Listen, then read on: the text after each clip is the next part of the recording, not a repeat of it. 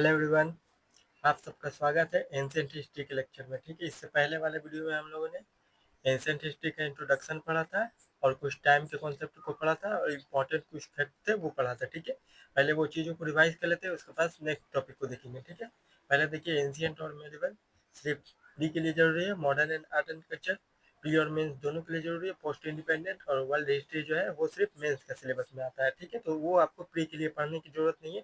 Pre के लिए आपको फोकस करना है एशियंट हिस्ट्री पे, मॉडर्न हिस्ट्री पे और आर्ट एंड कल्चर पे। मॉडर्न हिस्ट्री पे खास करके फ्रीडम स्ट्रगल। ठीक है, फ्रीडम स्ट्रगल से ही 5 क्वेश्चन आता है हर साल। हिस्ट्री से देखिएगा 15 से 20 क्वेश्चन आपको देखने को मिलेगा। उसमें से कुछ चीज़ें फैक्चुअल होते हैं जो कि आपको पता है तो मारिएगा, नहीं पता है तो मत मारिएगा। ठीक है, देखिए एंशिएंट हिस्ट्री से 3 से 5 क्वेश्चन आते हैं हर साल। ठीक है, इसलिए पढ़ना बहुत जरूरी है। मेडिवल आप मत पढ़िएगा, मेडिवल से मुश्किल से एक क्वेश्चन आएगा, वो भी आपको सॉल्व करने लायक नहीं रहेगा। ठीक है, सबसे पहले prehistory, paleolithic, mesolithic, neolithic, Indus valley civilisation, Vedic period, 6th century BC, Mahajanapada वाला पीरियड। ठीक है, और बुद्धिज्म, जैनिज्म। उसके बाद है मौर्य। ठीक है, पोस्ट मौर्य। उसके बाद देखिए गुप्ता है और पोस्ट गुप्ता है। ठीक है, पोस्ट गुप्ता में बहुत सारा क्रोनोलॉजी आपको पढ़ना है। टाइम कॉन्सेप्ट इससे पहले वाले वीडियो में हम लोग ने देखा था। ठीक है, जो बड़ा से छोटा होगा, मोर से लेस होगा, तो वो क्या होगा, बिफोर कॉमन एरा। ठीक है, क्योंकि कॉमन एरा कब से स्टार्ट हुआ, जीसस क्रिस्ट के, ठीक है, ईसा मसीह के जन्म से जो है नॉर्मल एरा स्टार्ट हुआ, जिसको कॉमन एरा कहा जाता है। ठीक है, एडी भी कहा जाता है। ठीक है, एनो डोमिनियन। ठीक है, इसी को सी को, ठीक है, कॉमन एरा को ही। ठीक है, देखिए 0, 100, 200, 300, 500, 2021 चल रहा है। ठीक है, 2000 क्या चला है, 2025 चला है, 2026, 2027 ऐसे करके बढ़ा है ना। और उससे ईसा मसीह के पहले से वो नेगेटिव में आ रहा था, 2025, 2024, 2023 नेगेटिव में टाइम चल रहा था। ठीक है, तो आपको ये टाइम का कॉन्सेप्ट याद करके रखना है, ये तीनों क्रोनोलॉजी याद करके रखना है। ठीक है, होमो हैबुलस, होमो इरेक्टस, होमो सेपियन। ठीक है, ह्यूमन का इवोल्यूशन का क्रोनोलॉजी। ठीक है, सबसे पहले हैबुलस, इरेक्टस और सेपियन। ठीक है, ठीक है, पालियोलिथिक में अर्ली ह्यूमन, प्लेस्टोसिन में कोल्ड एज था, उसके बाद होमो सेपियन इसी में ओरिजिन हुआ, उसके बाद हेलोसिन। ठीक है, वार्म टेम्परेचर। ठीक, उसके बाद मॉडर्न मैन। उसके बाद देखिए प्री हिस्ट्री। प्री हिस्ट्री किसको कहा जाता है, जिसमें मटेरियल सोर्स सिर्फ पाया जाता है, जैसे कि कॉइन हो गया, इंस्क्रिप्शन हो गया, वो चीज़ें सिर्फ पाई जाती थी। ठीक है, आर्कोलॉजिकल सोर्स। ठीक है, कोई भी टेक्स्ट वगैरह नहीं था, कोई भी लिटरेचर नहीं था। ठीक है, उस टाइम प्री हिस्ट्री के टाइम पे। ठीक है, जैसे नियोलिथिक हो गया, मेसोलिथिक हो गया, पालियोलिथिक हो गया, ये सब दौर जो है वो प्री हिस्ट्री में आता है। ठीक है, और प्रोटो हिस्ट्री में, जिसमें अर्ली राइटिंग था। ठीक है, राइटिंग था लेकिन समझने लायक नहीं था। आर्कियोलॉजिकल सोर्स कोइन था, इंस्क्रिप्शन था, राइटिंग था लेकिन समझने लायक नहीं था। ठीक है, उसी टाइम को इंडस वैली सिविलाइजेशन। ठीक, इंडस वैली सिविलाइजेशन किसमें आता है, प्री प्रोटो हिस्ट्री में। उसके बाद देखिए हिस्ट्री में रिटन सोर्स जिसमें मौजूद थे, वैदिक पीरियड हो गया, बुक टेक्स्ट वगैरह सब मौजूद थे। ठीक है, हिस्ट्री वाले पीरियड में। उसके बाद देखिए सबसे पहले फर्स्ट ह्यूमन का सेटलमेंट कहाँ पाया गया। ठीक है, दो प्लेस आपको याद करके रखना है, एक हथनोरा, ठीक है, दूसरा उदाई। ठीक है, हथनोरा एंड उदाई, दो चीजें याद करके रखना है। उदाई कहाँ है, तमिलनाडु वाला एरिया में। हथनोरा कहाँ है, मध्य प्रदेश वाला एरिया में। ठीक है, सबसे पहले ह्यूमन का प्रेजेंट पाया गया। ह्यूमन सबसे पहले कौन से इंडिया के कौन से जगह में पाया गया, एक हथनोरा, दूसरा उदाई, ये दोनों फैक्ट आपको याद करके रखना है। ठीक है, उसके बाद देखिए पालियोलिथिक में आपको क्या करना है, देखिए प्लेस्टोसिन आइस एज था। पालियोलिथिक में सबसे पहले प्लेस्टोसिन, इससे पहले वाले वीडियो में मैंने बताया था प्लेस्टोसिन पूरा आइस एज था। ठीक है, देखिए कोई भी चीज आप जाइएगा ठंड की जगह पे जाइएगा ना, तो वहां पे देखिएगा आपको बहुत बड़ा बड़ा जानवर देखने को मिलेगा। जानवर देखने को मिलेगा, उस जानवर का देखिएगा बाल, पूरा शरीर जो होगा, पूरा बॉडी जो होगा वो बाल से ढका होगा। क्यों बाल से ढका होगा, कि ताकि वो ठंड ना लगे उसको। ठीक है, ठंड को प्रोटेक्ट कर सके। ठीक है, उसको बॉडी को प्रोटेक्ट कर सके ठंड से।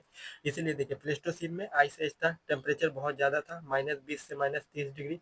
तो टेम्परेचर ज़्यादा होगा तो उस टाइम देखिए become the very, because of very thick hair. ठीक है, आइस एज कोल्ड टेम्परेचर की वजह से जानवरों के शरीर में जो था वो बहुत बड़े बड़े बाल थे। ठीक है, बाल बड़े बड़े होंगे, उनकी बॉडी बहुत बड़ी थी। ठीक है, बड़ी बड़ी बॉडी थी, जैसे कि हाथी वगैरह ऐसे जानवर पाए गए थे। ठीक है, उसके बाद देखिए बिग एनिमल, एनिमल का साइज भी बहुत बड़ा था। ठीक है, एनिमल का साइज बड़ा रहेगा तो आप सोच के देखिए, एनिमल का साइज बड़ा रहेगा तो वो स्पीड दौड़ने नहीं सकेगा। ठीक है, और स्पीड दौड़ने नहीं सकेगा तो कोई भी इंसान आराम से उसका शिकार कर सकता है। ठीक है, इसलिए उस टाइम स्मॉल टूल का यूज किया जा सकता है। ठीक है, क्योंकि वो स्लो मूविंग करते थे, आहिस्ते आहिस्ते चलते थे विथ हेयर।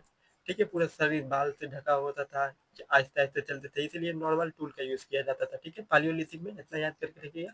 ठीक है, कोल्ड टेम्परेचर की वजह से, because of very thick hair, ठीक है, लार्ज बॉडी, बिग एनिमल, ठीक है, small tool and slow moving, ठीक है, स्लो मूविंग करते थे इसलिए छोटा मोटा टूल की से ही, पत्थर वगैरह से ही उनका शिकार कर लिया जाता था। इतना हो गया। उसके बाद देखिए यहाँ पे देखिए fire was domesticated for the warm, ठीक है, गर्मी के लिए टेम्परेचर बहुत कम है, ठीक है, टेम्परेचर कम है, ठंड का मौसम है तो आग तो चाहिए, गरम बदन गरम रखने के लिए इंसान को आग चाहिए, ठीक है, इसीलिए फर्स्ट, ठीक है, first time fire was domesticated for the warm, ठीक है, क्यों, गर्मी की वजह से। देखिए हंटिंग एंड गैदरिंग सोसाइटी थी, ठीक है, ये जो है क्या है, फीचर्स है पालियोलिथिक पेज का, ठीक है, पालियोलिथिक एज का ये फीचर्स है, ठीक है। Fire was domesticated for the war, ठीक है, हंटिंग एंड गैदरिंग सोसाइटी था उस टाइम, ठीक है। उसके बाद देखिए small bands of people with limited food resource, ठीक है, फूड रिसोर्स बहुत कम था, बहुत ही कम लोग इकट्ठे होते थे, ठीक है, 5 6 10 12 ऐसे करके, ठीक है, बहुत ज़्यादा मकदार में लोग वहाँ पे एक जगह नहीं रहते थे, ठीक है।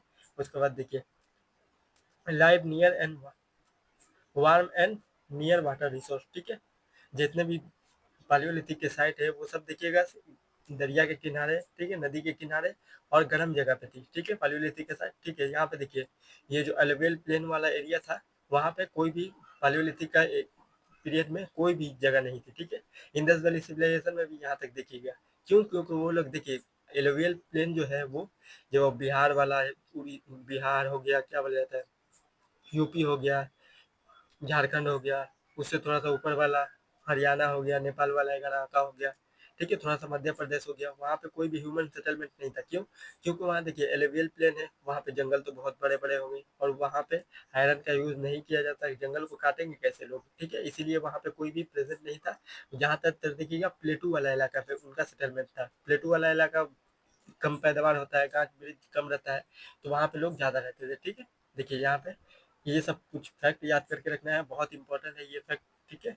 प्लेस जो है पालियोलिथिक का प्लेस, एक प्लेस दे देगा आपको, पूछेगा which of the following related to the paleolithic culture, ठीक है। उसके बाद देखिए बेलन वैली है यूपी में, ठीक है, दिदवाना है राजस्थान में, कुरनूल है आंध्र प्रदेश में, ठीक है, भीमबेटका है मध्य प्रदेश में और स्वान वैली है पंजाब में, ठीक है। यहाँ पर ये जो इलाका है यहीं पे ज़्यादा उनका सेटलमेंट था, ठीक है, बेलन वैली यूपी, दिदवाना राजस्थान, कुरनूल आंध्र प्रदेश, भीमबेटका मध्य प्रदेश, स्वान वैली पंजाब, ठीक है। आपको इतना ही याद करके रखना है पालियोलिथिक से लिए, ठीक है।